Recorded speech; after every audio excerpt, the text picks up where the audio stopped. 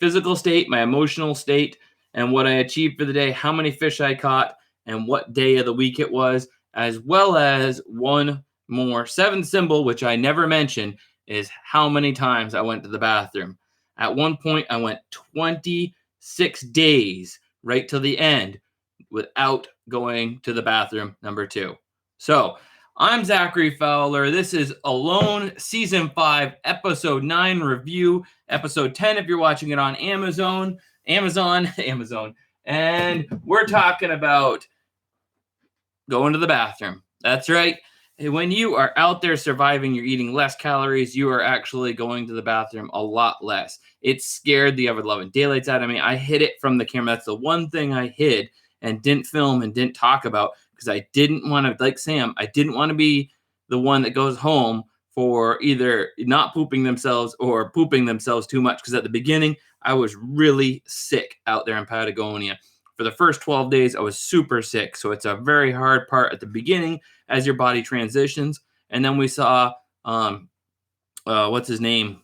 I'm horrible with names. Lose and have to quit because he was eating the bark and he got constipated. So it's either like you're either at some points you're either too much going to the bathroom and it can dehydrate you, or you're not enough going to the bathroom and you're getting cramps and your stomach hurts. And he said, Jesse, that's what it was. Jesse said it felt like barbed wire was being pulled through his intestines.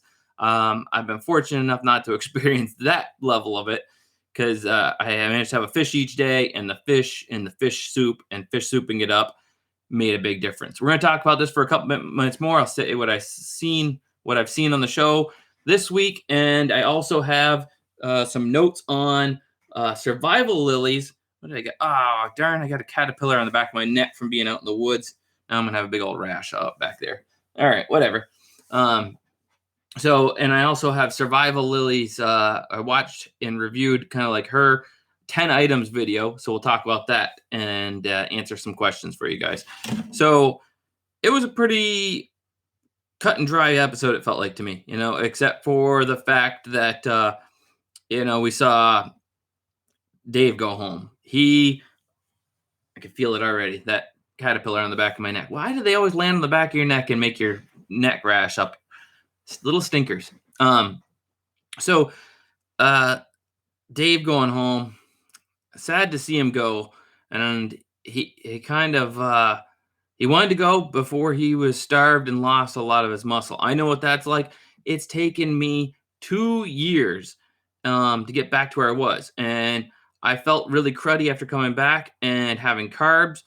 And then I switched to the ketogenic diet, and I've been running for over a year. And then I stopped running.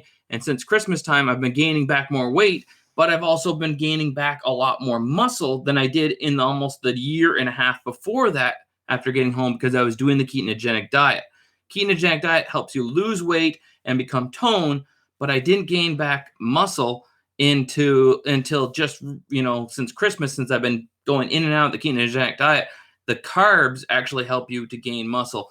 And so it was like out there, he likes to rock climb and he's an adventurous guy, and to be diminished in muscle is very hard. And I felt it a bit coming back, chopping wood, things like that. I felt strong.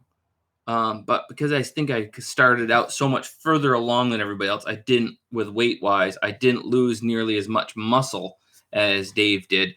And, but even so, it's taken me a long time to build back that muscle, especially when doing the ketogenic diet. And I've heard some talk about mixing carbs with carb cycling with ketogenic diet if you're lifting and stuff. I don't really care. I don't want to become like The Rock or anything. I just to be able to control my size, and whereas in the past, the other day I was looking at photos, I was so heavy before Alone, 230 something. I'm like 195 right now. It feels good to be this size. And I've gained on a little bit of weight since Christmas, but I'm slimming back up again now that I'm fastidiously doing the ketogenic diet. It just runs in some people's nature to just not handle carbs well. It just runs in my family to not handle carbs well. I eat carbs and I just, so I just have to be more fastidious. It doesn't mean you have to go full keto, but people that are susceptible to carbs, you should definitely look into a lower carb lifestyle and replacing as many of the carbs and especially sugar, because those are the biggest carbs, with other alternatives, because there's plenty of tasty things out there. It doesn't mean you have to go bland lifestyle. So Dave quits. I think the PTSD of starving, he wasn't like, he didn't want that to come on him. He was like, now is the time I can choose and to go on my own. I'm not going to starve myself out. At that day, knowing how many days he was out there before, he felt like he was only probably halfway through it, I would guess, and be like, So before we continue, I forgot to say at the beginning, we're just being couch critics here, having fun and enjoying ourselves talking about this. Yep, new hats. You can get them on FowlersMakeryMischief.com. They're there. We're putting up new stuff all the time, so check it out there. And the affiliate links below of all of our support channels or support businesses that support Fowler's Makery and Mischief, where you can get products from them and helps out making videos. So, yeah, Dave wanted to go on his own terms. Didn't want to end up starving again, and it felt like he had a good time, and there wasn't any more food. So the only thing that was left is just to wait it out till he gets yanked again. And I don't know. That's a hard decision when you're only halfway through and you're already starting to get into the starving times. I had a fish a day up, pretty close to a fish a day up till day 72. And so I figured that would always continue, and then only having 14 fish over the last time, but I didn't know that that's what it was going to be. I always figured the next day things would always change. So my level of high optimism and thinking that things would always change and I could always do better and stuff meant that I was never willing to consider conceding and giving up and thinking that that's the end of the fish, they've dried up for the year. So. And I did start catching a couple more fish like the day before I was out, taken out, and they told me I won. So a lot of carving going on this episode. Everybody's being creative and conserving their calories, you could see, because there's not a lot of fish to catch. Britt does seem to have a spot where all the fish are congregating. And I don't know if he caught one that we didn't see, but they definitely showed him losing one, which is painful. Larry trying different spots and not being successful fishing. Seems to have a better attitude and outlook as time goes on. He's more, I don't know what to say, resigned to his place there in Mongolia, but he's definitely more happy that it's not windy, which I can understand. Living up in the land at the woods in a yurt, you're always part of the elements. Before I went alone and bought the house, it was like in the yurt, if it was blowing for days, you never escape it. And that's what it's like for them living out in the shelter. People might be like, oh, Larry, what a whiner, getting all grumpy and just stop. And he's yelling in the episode before at the wind. But you don't understand, like when you live in conditions like that, you're always part of the elements. If it rains for days, your shelter is always like, shh. And the wind is like, you can't go inside like a big house, like normal people do, and be free of it and just turn it off. So you're stuck with it. You're stuck with everything that's outside being part of your life inside, for the most part. So it can drive you nuts. It's just like Chinese water torture, drip, drip. And you can hear it on your roof too, dripping from trees or from off the side of, the yurt, dripping onto the ground, like drip, drip, drip. And it's like, that gets to you mentally, so we living in the yurt, we would escape.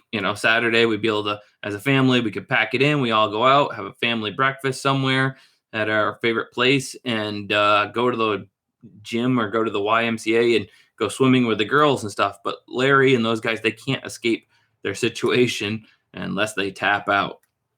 So not a lot of eating going on, a whole lot of making stuff. Sam making the squatty potty, and that was a scary thing for me. After that first 12 days going to the bathroom so much, I use up all the moss on all that hanging moss on all the trees, and all moss on all the logs immediately around my shelter. And then all of a sudden, I felt better. I felt stronger. It's like it was the keto flu, and now my brain and my body is working in a different state that it has never worked in before. I am in a ketogenic state, burning my own fats and the proteins from the fish for energy at a level that I've never worked at before. But which also means my body is working at a level that's never worked at before, and I'm not um, going to the bathroom anymore. I think the first time on here that I went to the bathroom after it was 7 days. So I got little brick marks right there. You can see them. That's the going to the bathroom right there. So if we start there, we go 1, 2, 3, 4, 5, 6, 7, 8, 9, 10 days to the next brick right there. That was, I think, the second time that for the first time was 7 days. And then the second time was 10 days before I went to the bathroom again, because I was eating that fish and I just chew it and chew it and chew it and chew it until it just slid down my throat. So I wanted to know. And so I was like, okay, 10 days isn't so bad. And then apparently it was only 5 days later down here. But right at the end, it was literally 23 days. And they asked us about stuff when they came for the medical checks every couple weeks, but I didn't say anything. I said, my stomach's feeling good, and it didn't hurt. It didn't hurt at all. I think it was just I was chewing so much and digesting so well. Going to the bathroom was a little bit more laborious, but that whole squatty potty thing, that is, I have to say, I should be they should sponsor me, because that is legit. That whole squatting in the woods, so much easier than sitting on the porcelain throne in your bathroom. Sorry, guys, if we're talking about potty stuff and you guys don't enjoy this, but it is the truth of the thing. I think just like Squatty Potty's claims with that whole Squatty Potty thing, I'll link Squatty Potty below if you want to get a Squatty Potty and from my Amazon store and support this channel. I will, but I that just came out of the blue. But so it's like that, and Sam didn't actually build a Squatty Potty. He bought a stool, I don't know, maybe to help himself rest a bit from cramps or something, because it really does straighten things out. You go to the bathroom so much easier when you squat in the bushes. It's a miracle. It's amazing. I think it's just how we were designed, to squat and go to the bathroom, and the whole bathroom toilet thing is a very modern thing. So it was it was a little scary. I hid it, just like I hid being going to the bathroom too much at the beginning. I hid not going to the bathroom at all at the end, because I figured as long as I'm not having cramps, nothing hurts, then there's no reason. I don't have any sort of backup, or there's no problem. I'm eating a couple plantain leaves every day. There wasn't, and those dandelion roots a little bit, but I was just 2 or 3 times the whole time I was out there. I'd collect up a big wad and I'd save them for a really hungry night. And after I've had fish head soup for 2 days, and then the next day I always caught a fish. And it was that was all I ate, at 63 fish. But the fish, and eating those and stewing those every day, and eating every last bit and boiling it and mash it and boil it and mash it and drinking it down, every last drop until there was nothing left. That was the key to it. My stomach felt good, and I came out of there, and then I ate carbs, and then I started feeling and I spent a week or 2 feeling in pain. And then I learned about the ketogenic diet, and that changed everything. And I felt so much better. I felt so dumpy from carbs. Now I could have probably retransitioned into a carb life, a little slower, and then eating carbs, but I feel mentally so much crisper when I have a high fat diet, and it's unreal. And I end up losing weight. The only reason I've gained back as much weight, if you see me in the videos recently since Christmas, is because of eating carbs again, and switching back and forth in and out of the diet messes everything up. Any diet, if you're in it, most diets are starvation diets. You limit your calories. You're very hungry all the time. And I eat twice a day now, and I'm not hungry. And in fact, I feel like lately, as I've been eating twice a day, I could eat smaller portions and have, I have so much more energy and so much more crispy mentally. So now that that's being said, that was a fun episode of Alone, and they are the bomb. I love watching these guys. I'm super jealous, super jealous. I tell you, I just watching them out there. I want to be out there too, playing. It's like such a neat place. And I've always wanted when they said Patagonia, I wanted to be going to Siberia, and they were right up there, by the Tigra, close to Siberia. I don't even know, maybe that would even be considered like the tip in mingling into, I don't know, but it's right there. Happy people, a year in the Tigra. That's that video. Ever since I saw that, I don't know, years ago, I'm just been like, man, I always wanted to go there and survive. And if they get the chance to survive in 3 feet of snow, oh, it's gonna be awesome. So yeah, we got, check the time because my daughter's about to come in a couple minutes. So I want to make sure I get through all this with you guys and get a chance to answer questions. Survival Lilly. Did you know, have you guys seen Survival Lily's 10 items? But I'm going to have to link her video below so you can check out Survival Lilly. She's a great character on YouTube. Sorry if I called her character, but she does some great stuff, building all kinds of neat things, having adventures, reviewing stuff, bushcrafting, and keeping herself busy. And she said, no tarp. She says getting a tarp is cheating. She says she loves the show, but she's like, I was like, whoa, really? Shots fired. Survival Lilly. She was talking about her 10 items, and when she came to, like, I wouldn't bring a tarp, but because you don't have to, because everybody on the show is given a tarp for their camera equipment and they use it for their shelters. Getting a tarp like that is cheating, she says. I don't know. That's shots fired. That's all right, Lilly. I understand. It almost is, in a way, an 11th item. From the first season, they were given big giant tarps, and in the second season, I think they were given big giant tarps as well. And then when we went to Patagonia, we were given like these cheapest job lot tarps that you can possibly imagine, that where they breathe on them and they rip.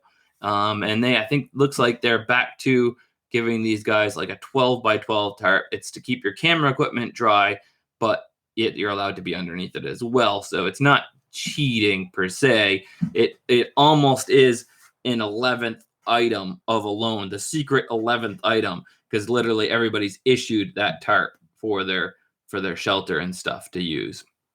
So, but from the top, Survival Lily's list was, you can check it out over on her channel. She only actually picked 6 items because she wanted to have 4 food rations for her end thing, unless, of course, she was somewhere besides Vancouver Island, which she would take a ferro rod. Then everywhere else, she was going to actually try and make a fire with a bow drill to save an item on the ferro rod. She thinks she needs food rations more than anything else because she's a skinny gal, as she calls herself, and she would need it. She says sleeping bag, 2-quart pot, saw. She's a saw gal and not an axe, which she thinks that it's like, she talked about it as if it was one or the other. I think you need both of them personally, because you need an axe to fell stuff or pound in things to make stuff. But that's my survival technique versus hers. A knife for batoning, which I don't believe in.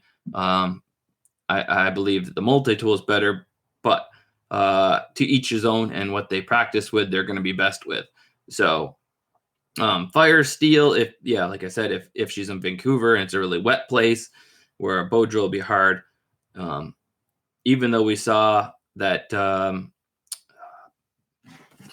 big guy there that left 2 episodes ago, he managed to start a fire in Vancouver with it after losing his ferro rod.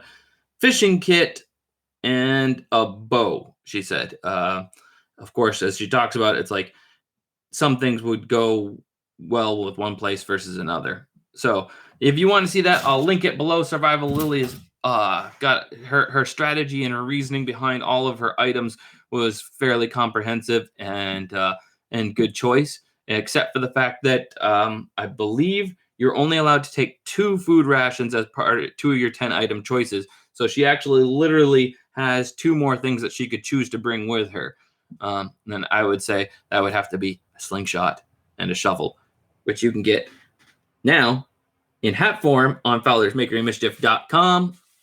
Check them out there, and the links below in the description, as well as my Amazon store where you can get all my 10 items and support this channel.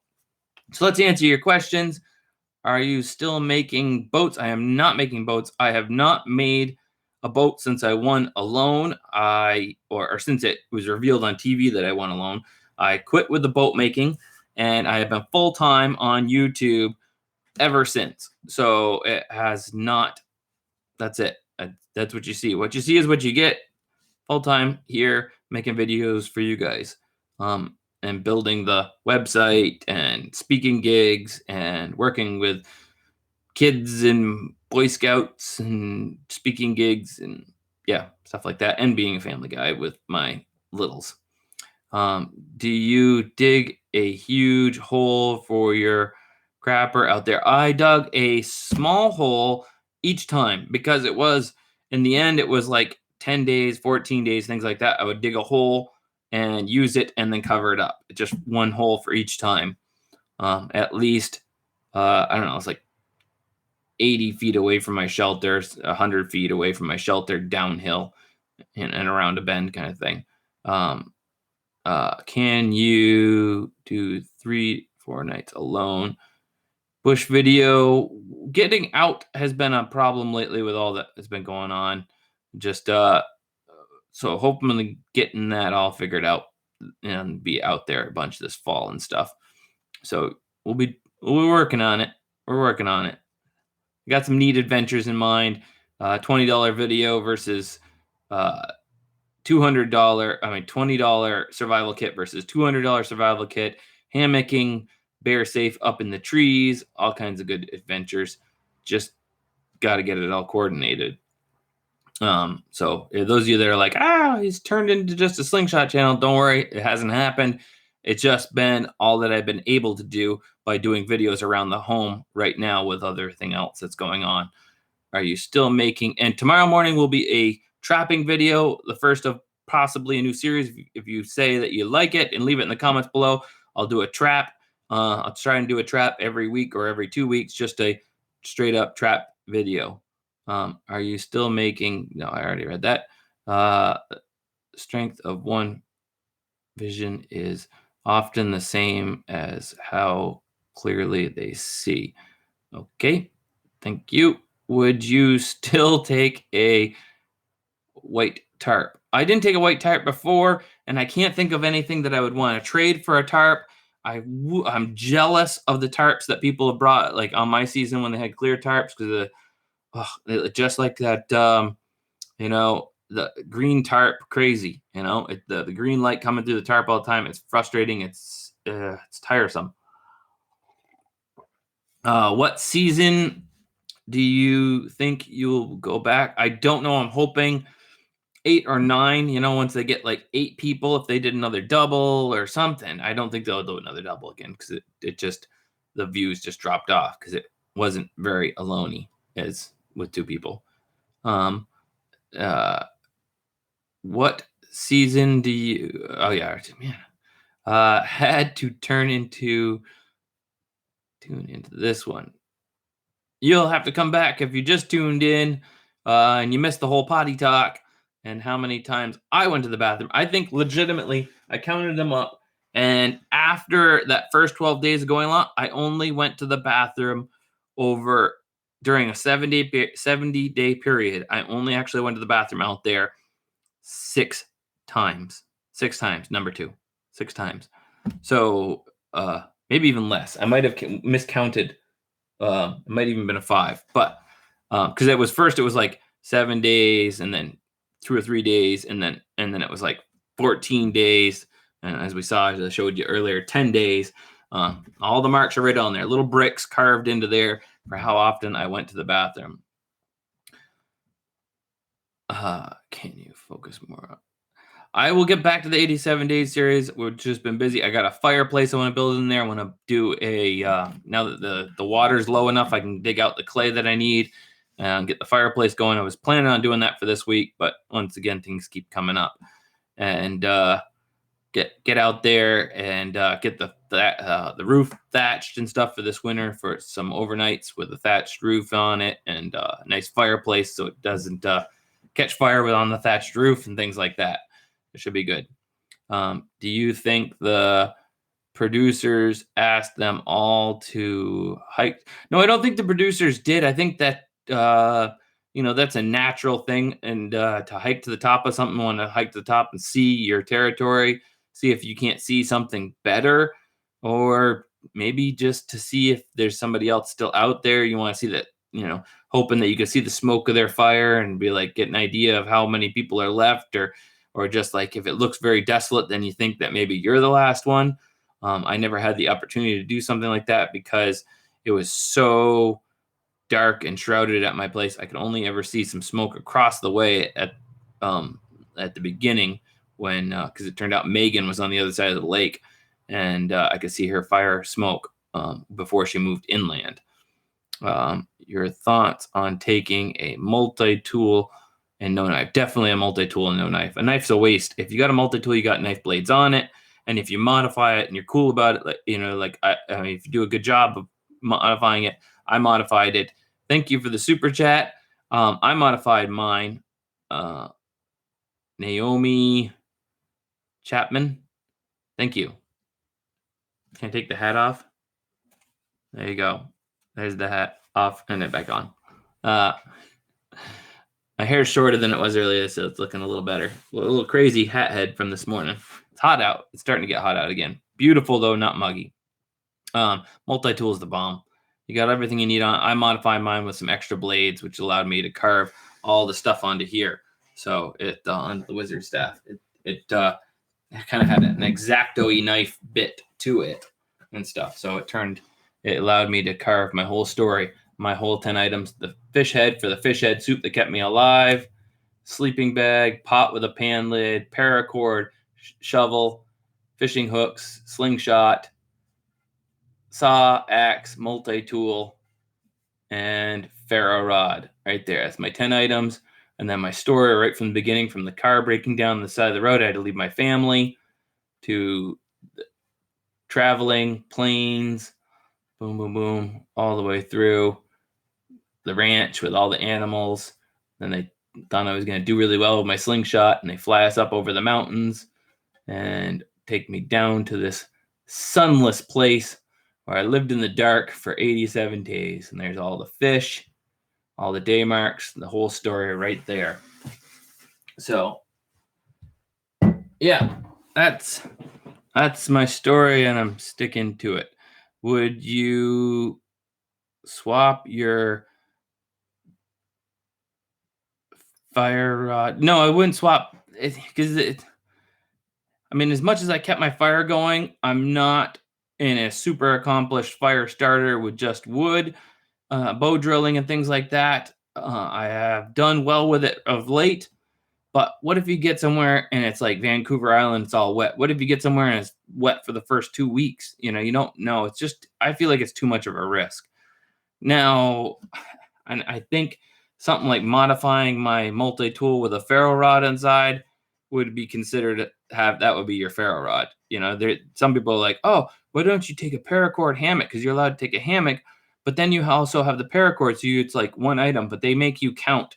You would have to count that as either you couldn't just count it as a hammock and they count every inch of paracord. I had some on my saw holding a leather sheath put together, and so that counted as part of my allotment. We had to tally it up how much that was with the rest of the paracord I had. Are you saying no knife and only? Yes, no knife and only a multi-tool. It's redundant.